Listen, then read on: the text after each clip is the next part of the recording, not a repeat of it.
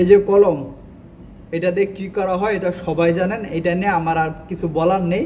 তবে দেখানোর একটা কারণ আছে, এই কারণটা আমি বলতেছি। তার আগে বলি যে আমরা যারা ক্লাসে যেতাম বা প্রাইভেটে যেতাম, তো যাওয়ার পর আমাদের যারা শিক্ষক, আমাদের যারা টিচার, সম্মানিত টিচারবৃন্দ বা শিক্ষকবৃন্দ আমাদেরকে কিছু পড়া দিয়ে দিত, এবং সেই পড়াগুলো যদি আমরা পরের দিন ক্লাসে ঠিকঠাক ডেলিভারি দিতে না পারতাম, প্রাইভেটে গিয়ে ঠিকঠাক রিটার্ন করতে না পারতাম, তখন তারা আমাদেরকে নানান রকম শাস্তি দিত। এবং সেই শাস্তির মধ্যে প্রথম যেটা হতো, বেত দিয়ে আঘাত করা হতো। তারপরে যেটা কমন সেটা ছিল স্কেল দিয়ে পাশার মধ্যে জোরে জোরে বাড়ি দিত, তো পাশা লাল হয়ে যেত বাসায় এসা। তো এরকম অভিজ্ঞতা অনেকেরই আছে। পাশাপাশি আরেকটা অভিজ্ঞতা হতো, এবং সেটা হচ্ছে যে কলম দিয়েও একটা শাস্তি দিত, এবং সেটা এই কলম দুই আঙ্গুলের চিপাই দিয়ে জোরে চাপ দিত এবং কলমটা এরকমভাবে ঘোরাতো। মানে কি পরিমাণ যন্ত্রণা হতো, যারাই শাস্তি পেয়েছেন শুধু তারাই জানেন। কিন্তু যে শিক্ষকরা আমাদেরকে এই শাস্তির ব্যবস্থা করত, ওই শিক্ষকের প্রতি আমার কোনো বিদ্বেষ নেই, আমার কোনো ঘৃণা নেই, শুধু ভালোবাসা আছে, শ্রদ্ধা আছে, সম্মান আছে। তার একটাই কারণ, সে আমার ভবিষ্যতের জন্য, আমার ভালোর জন্য সে এই শাস্তিটুকু দিত, এবং এই শাস্তি দেওয়ার পিছনে কিন্তু আমাদের অভিভাবকদেরও সমর্থন ছিল, যে তাদের সন্তানরা যদি ঠিকঠাক পড়ালেখা না করে তাদেরকে যেন শাস্তি দেওয়া হয়। বাট ওই টিচারদের প্রতি আমাদের কিন্তু কোনো ঘৃণা বিদ্বেষ নেই, শুধু ভালোবাসা আছে, তাদের প্রতি সম্মান আছে। কিন্তু বর্তমান যে পড়ালেখা, বর্তমানে কিন্তু কোনো শিক্ষক কোনো স্টুডেন্টদের গায়ে হাত দিতে পারে না বা হাত তুলে না, এটা নিষেধ। কোনো স্টুডেন্টকে কোনো রকম শাস্তি দেয় না।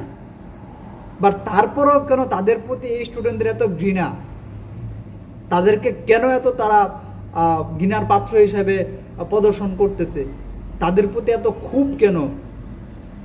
তার নিশ্চয়ই প্রধান কারণ হচ্ছে তারা হচ্ছে নির্লজ্জ, তারা হচ্ছে বিবেকহীন, তারা হচ্ছে অপকর্মের সাথে জড়িত, তাদের নৈতিকতার অভাব, তাদের ব্যাংক ব্যালেন্সের উদ্দেশ্যে তারা শিক্ষকতা শুরু করেছে।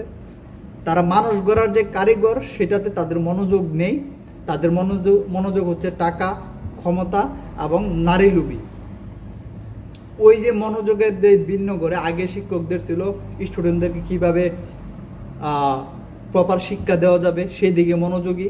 আর বর্তমান যারা শিক্ষক, তাদের মনোযোগ হচ্ছে কিভাবে কুকর্ম করা যাবে, কিভাবে আকাম করা যাবে, কিভাবে কুকাম করা যাবে। আমি সমস্ত সমগ্র শিক্ষকের কথা বলছি না, আমি যারা এই কাজের সাথে জড়িত তাদের কথা বলতেছি। তখন এই যে বর্তমান যে শিক্ষক, তাদের যে নৈতিকতার অভাব, তাদের প্রতি কি আমার সম্মান ভালোবাসা থাকবে? তাদের প্রতি কি আমার কোনো শ্রদ্ধা থাকবে? কোনোভাবেই এটা অসম্ভব, থাকবে না। তারই বই প্রকাশ যে বর্তমানে শিক্ষকদের বা বলতেছে অনেক সুশীল সমাজ শিক্ষকদেরকে অপমান করা হচ্ছে।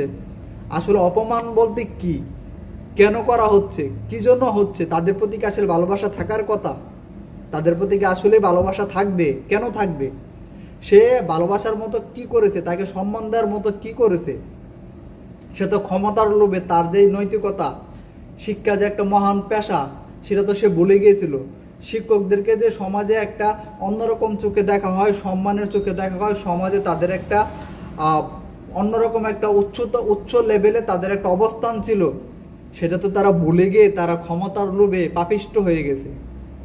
তাদের প্রতি সম্মান ভালোবাসা থাকার তো কোনো সুযোগ নেই। যেই সম্মান ভালোবাসা থাকার সুযোগ নেই, সেটা অনেক আগেই হওয়ার কথা ছিল, কিন্তু নানান কারণে সেই বহিঃপ্রকাশ ঘটাতে পারেনি। এখন যেহেতু দেশ স্বাধীন হয়েছে, সেই স্বাধীনতার যে সুবাতাস সবাই পাওয়া শুরু করেছে, তারই বহিঃপ্রকাশে শিক্ষকদের প্রতি যারা অপকর্ম করেছে, যারা আকাম কুকাম করেছে, যাদের নৈতিকতার অভাব আছে, যারা নানানভাবে এই শিক্ষা ব্যবস্থাটাকে ধ্বংস করার দিকে নিয়ে গেছে, এটা তাদেরই ওই ওই ওই কুকর্মেরই বহিঃপ্রকাশ। সো যারা বলতেছেন শিক্ষকদেরকে সম্মান করা, অসম্মান করা হচ্ছে, আসলে সকল শিক্ষককে অসম্মান করা হচ্ছে না। যারা এই অসম্মানের সাথে জড়িত হওয়ার মতো কার্যক্রম করেছে, তাদেরকে অসম্মানিত করা হচ্ছে। সো এখানে যে কোনো কর্মের ফলাফল সে পাবে এবং সেটা পাচ্ছে। সবাই ভালো থাকেন, সুস্থ থাকেন। আল্লাহ হাফেজ।